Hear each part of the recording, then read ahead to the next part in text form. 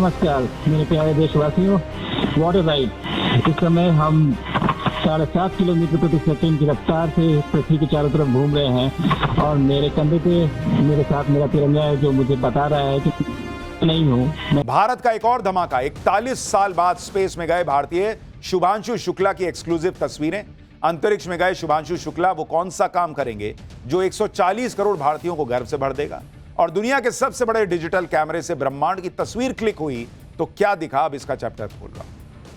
आज पूरी दुनिया में भारत के शुभांशु शुक्ला के नाम की धूम मची। 41 साल बाद कोई भारतीय स्पेस में गया और ये पूरे भारत के लिए बहुत गर्व की बात। गर्व की बात इसलिए भी है क्योंकि सिर्फ 4 लोगों को इस नए स्पेस मिशन के लिए चुना गया था, जिसमें भारत के शुभांशु शुक्ला का नाम भी।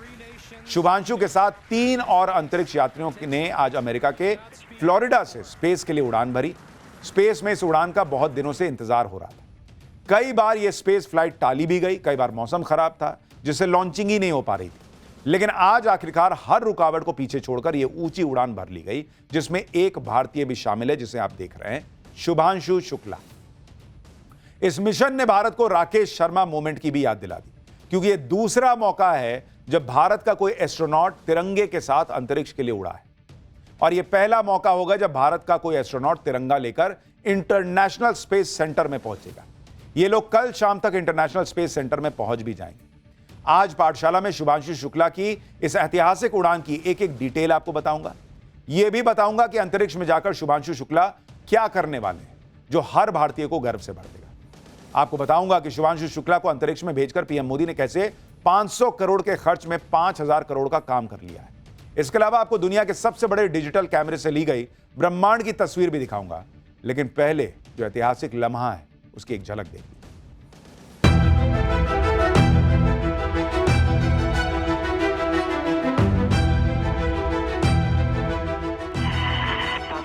हम वापस अंतरिक्ष में पहुंच गए हैं और मेरी इंटरनेशनल स्पेस स्टेशन तक की जर्नी की शुरुआत नहीं है।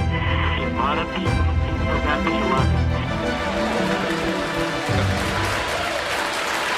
For 3 nations, a new chapter in space takes flight. Godspeed AX4. Space centre के लिए रवाना हुए इंडियन एयरफोर्स के group captain Shubhanshu Shukla space की ऑर्बिट पर पहुंच चुके हैं।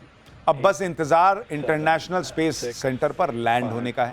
स्पेस स्टेशन पर लैंड होते ही शुभांशु शुक्ला इस मुकाम को हासिल करने वाले पहले भारतीय बन गए। उनकी इस उड़ान के साथ ही अंतरिक्ष में भारत के ह्यूमन मिशन की भी शुरुआत हो चुकी है और स्पेस से भेजे पहले मैसेज में खुद शुभांशु शुक्ला ने भी ये बात कही। आप भी स्पेस से भेजे गए शुभांशु शुक्ला का पहला मैसेज सुनिए, जो हर भारतीय का सीना गर्व से चौड़ा कर देगा। नमस्कार मेरे प्यारे देशवासियों। Water ride. 40 साल बाद हम वापस अंतरिक्ष में पहुंच गए हैं और कमाल की राइड थी। इस समय हम 7.5 किलोमीटर प्रति सेकंड की रफ्तार से पृथ्वी के चारों तरफ घूम रहे हैं और मेरे कंधे पे मेरे साथ मेरा तिरंगा है जो मुझे बता रहा है कि नहीं हूँ, मैं आप सबके साथ हूँ। ये मेरी इंटरनेशनल स्पेस स्टेशन तक की जर्नी की शुरुआत नहीं है, ये भारत के ह्यूमन स्पेस प्रोग्राम की शुरुआत है और मैं चाहता हूं कि आप सभी देशवासी इस यात्रा का हिस्सा बने। आपका भी सीना दिल से चौड़ा होना चाहिए, आप भी उतना ही एक्साइटमेंट दिखाइए। आइए हम सब मिलकर भारत की इस ह्यूमन स्पेस प्रोग्राम की जर्नी की शुरुआत करें। धन्यवाद। जय हिंद, जय भारत। शुभांशु शुक्ला समेत 4 एस्ट्रोनॉट्स को लेकर आज भारतीय समय के मुताबिक दोपहर 12:01 पर जैसे ही एक्सियोम 4 मिशन फ्लोरिडा के कैनेडी स्पेस सेंटर से लॉन्च हुआ, काउंटडाउन खत्म होते ही स्पेस सेंटर में मौजूद लोगों ने कामयाब लॉन्चिंग के लिए जोरदार तालियां दी। 5, 4, 3, 2, 1. Ignition and lift.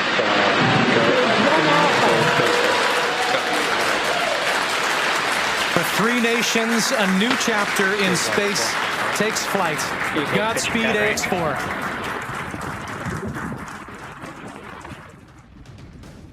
यह कोई मामूली बात नहीं है। 41 साल बाद कोई भारतीय स्पेस में गया है और यह भारत के लिए बहुत बड़ी बात इसलिए भी है क्योंकि नरेंद्र मोदी ने इसके जरिए एक बड़ी प्लानिंग कर रखी। इसलिए पीएम मोदी ने भी शुभांशु शुक्ला की अंतरिक्ष में उड़ान को भारतीयों के सपनों की उड़ान बताया।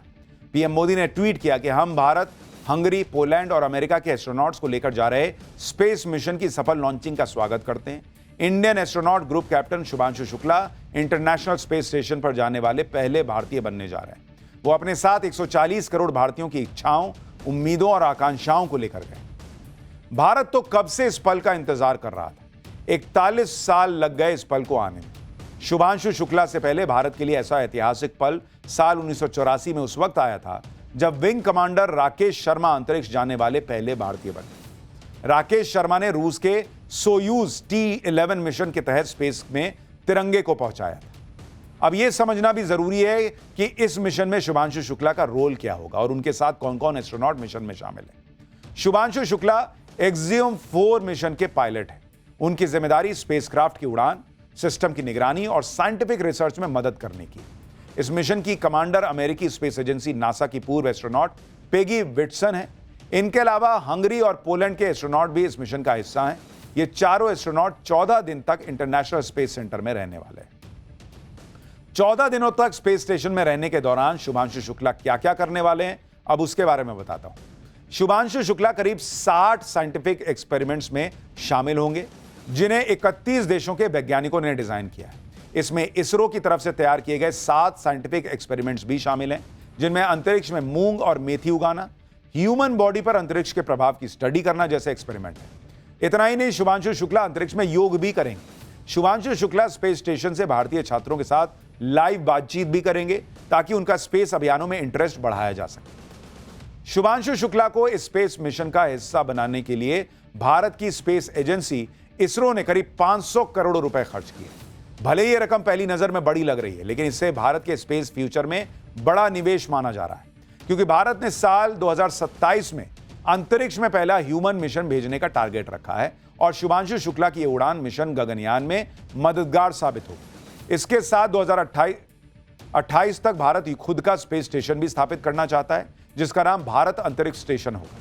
इसके अलावा भारत का लक्ष्य साल 2040 तक चंद्रमा पर मानव भेजने का भी है।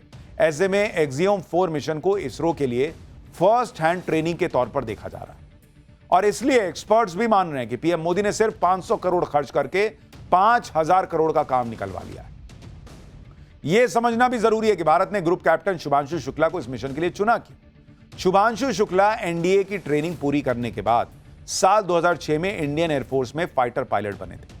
उनके पास सुखोई 30, मिग-21, मिग-29, जैगुआर और हॉक जैसे फाइटर प्लेन उड़ाने का 3000 घंटे से ज्यादा का अनुभव है। शुभांशु शुक्ला को साल 2019 में भारत के स्पेस मिशन गगनयान में एस्ट्रोनॉट के तौर पर चुना गया था और अब एक भारतीय के लिए स्पेस में जाना भारत के लिए तो गर्व का लम्हा है ही, फ्यूचर में जो भारत करने वाला है उसके लिए यह एक बहुत बहुत अहम पहल है। राहुल, प्रियंका, राजीव गांधी और सोनिया गांधी इटली शिफ्ट होने वाले थे, आज इसके बारे में भी बात हो। देखिए, पिछले 11 साल से एक इकोसिस्टम नरेंद्र मोदी के पीछे हाथ धोकर पड़ा, ये तो सबको दिख रहा है। ये वो इकोसिस्टम है जो कभी नरेंद्र मोदी को तानाशाह बोलता है, कभी हिटलर बोलता है, कभी संविधान विरोधी बताता है, कभी कहता है कि अघोषित आपातकाल चल रहा है, कभी कहता है कि मोदी तो है, अब चुनाव ही नहीं होने देंगे, लोकतंत्र खतरे में है, वगैरह वगैरह। 10-11 साल से कुछ लाइन बदलते हैं और फिर अपना बोलते हैं। कभी कहता है कि मोदी संविधान खत्म कर देंगे, लेकिन नरेंद्र मोदी के खिलाफ झूठ पर झूठ फैलाते इस इकोसिस्टम के मुंह से कभी यह नहीं निकला कि इस देश में जो असल में इमरजेंसी लगी थी, जो इमरजेंसी इंदिरा गांधी ने लगाई थी, जो लोकतंत्र का काला अध्याय था इस देश का, उस पर कभी इन्होंने बात की है। आज 50 साल हो गए उस इमरजेंसी को, जिसमें पूरे देश को जेल खाना बना दिया गया। 1 लाख से ज्यादा गिरफ्तारियां हुई थी। इंदिरा गांधी का जो भी विरोध करता था, उठाया, पकड़ा, जेल में। पूरे विपक्ष को जेल में ठूस दिया गया। मीडिया पर सेंसरशिप लगा दी गई, कलाकारों का मुंह बंद कर दिया गया, जनता के अधिकार छीन लिए गए। यानी जो मन में आया वो किया गया, कोई रोकने वाला नहीं, कोई टोकने वाला नहीं। जिसने रोका टोका उसको चुन चुन के निपटा दिया गया, जेलें ठसाठस भर दी गई। ऐसी होती है तानाशाही बॉस। ऐसी नहीं कि मर जा मोदी, हाय हाय मोदी के नारे लग रहे हैं और मोदी कुछ नहीं कर रहे हैं, मोदी को जो है हिटलर बता दो, मोदी कुछ नहीं कर रहा। ऐसी नहीं होती तानाशाही। ऐसी होती है कि 1 करोड़ नसबंदी कर दो और कोई बोल ना सके। ऐसे ऐसे खौफनाक किस्से आज आपको बताऊंगा इमरजेंसी के, कि ये जो युवा पीढ़ी आज जिसने इमरजेंसी को देखा नहीं है, उसकी आंखें फटी की फटी रह जाएंगी।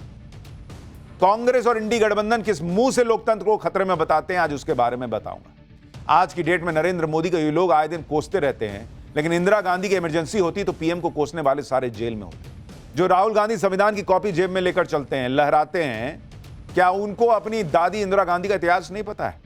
सब पता है, लेकिन ये लोग उसकी बात नहीं करते क्योंकि इससे इनकी पोल खुल जाती है।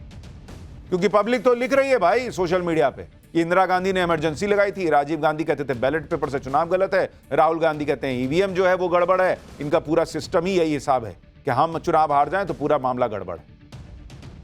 हालांकि ये लोग हर बात में इंदिरा गांधी का नाम लेकर बड़ी बड़ी बातें जरूर करते हैं, लेकिन इमरजेंसी की बात आती है इनका मुंह सिल जाता है। इमरजेंसी का चैप्टर खोलने पर ये लोग नरेंद्र मोदी से चिढ़ जाते हैं, लेकिन इमरजेंसी की बात तो होगी, चैप्टर तो खुलेगा। और आज इमरजेंसी का ऐसा चैप्टर पाठशाला में खुलेगा जिसे देखकर आप भी हिल जाएंगे, क्योंकि इमरजेंसी में इंदिरा के करीबियों ने बहुत ही खतरनाक प्लान बना लिया था। यह वो प्लान था जो अगर चल जाता तो इस देश में कभी चुनाव नहीं होता। बॉस, बहुत ध्यान से सुनिए। इमरजेंसी के वक्त प्लानिंग चल रही थी कि इस देश को चाइना जैसा सिस्टम बना दो, कोई चुनाव की जरूरत ही नहीं। ये लोग नरेंद्र मोदी को कहते रहते हैं कि मोदी चुनाव नहीं होने देंगे, लेकिन चुनाव ना होने देने वाला प्लान तो इंदिरा गांधी के लोग बनाकर बैठे थे, और वो भी आज से 50 साल पहले। अगर इमरजेंसी लगाने वाली इंदिरा गांधी का प्लान कामयाब हो जाता तो आज की डेट में देश में सिर्फ एक पार्टी चल रही होती, बिल्कुल चाइना वाला सिस्टम बन जाता। न संविधान होता, न लोकतंत्र होता, न चुनाव होते, न अदालतें होती, न मीडिया होती। पूरे देश में बस एक परिवार का राज चल रहा होता। और इसलिए आज आपको इमरजेंसी को याद करते हुए ये सारी बातें इस चैप्टर में देखनी चाहिए। आज उन पार्टियों को भी एक्सपोज करेंगे जिनके नेता इमरजेंसी में जेल गए, लेकिन आज इमरजेंसी पर उनकी जुबान सिल गई। लेकिन पहले आपातकाल पर जो बवाल आज मचा उसका एक ट्रेलर देखिए। इमरजेंसी को कांग्रेस और गांधी परिवार याद नहीं करना चाहता, लेकिन नरेंद्र मोदी इसे भूलने नहीं देना चाहता। आज की पीढ़ी को तो इमरजेंसी के बारे में ज्यादा पता ही नहीं है। नरेंद्र मोदी यही नहीं चाहते कि आने वाली पीढ़ियां इमरजेंसी को भूल जाएं, और इसलिए आज मोदी कैबिनेट की मीटिंग में एक प्रस्ताव पास करके यह कहा गया कि आपातकाल में लोकतंत्र की हत्या हुई। आपातकाल के दौरान लड़ने वाले अनगिनत लोगों के बलिदान को याद किया गया और उनके प्रति सम्मान व्यक्त किया गया। पीएम मोदी और बाकी मंत्रियों ने 2 मिनट का मौन भी रखा। इसके साथ ही संविधान, लोकतंत्र और संघीय भावना को बनाए रखने के संकल्प को और मजबूत करने का आह्वान किया गया। सोशल मीडिया पर भी पीएम मोदी ने कहा कि देश की युवा पीढ़ी को भी इमरजेंसी के काले अध्याय के बारे में जागरूक करना चाहिए, और यह सब करने के पीछे पीएम मोदी की मंशा यही याद दिलाना है कि देश लोकतंत्र और संविधान से चलता है। उसे कुचल कर अगर सत्ता चलाई जाए तो उसके कितने भीषण परिणाम होते हैं ये देश कभी ना भूले, और यह सिर्फ इमरजेंसी को याद रख के सीखा जा सकता है। आप सुनिए एक बार इमरजेंसी को लेकर संसद में खड़े होकर पीएम मोदी ने सोनिया गांधी, राहुल गांधी के मुंह पर क्या कहा था और कैसे इंदिरा गांधी को घेरा था। फिर आपको इमरजेंसी के काले इतिहास की एक एक चीज बताऊं। 25 जून की वो रात देश की आत्मा को कुचल दिया गया था। भारत में लोकतंत्र संविधान के पन्नों से पैदा नहीं हुआ है। भारत में लोकतंत्र सदियों से हमारी आत्मा है। इस आत्मा को कुचल दिया गया था। देश के मीडिया को दबोच दिया गया था। देश के महापुरुषों को जेल के सलाखों के पीछे बंद कर दिया गया था। पूरे हिंदुस्तान को जेल खाना बना दिया गया था, और सिर्फ किसी की सत्ता चली न जाए इसलिए।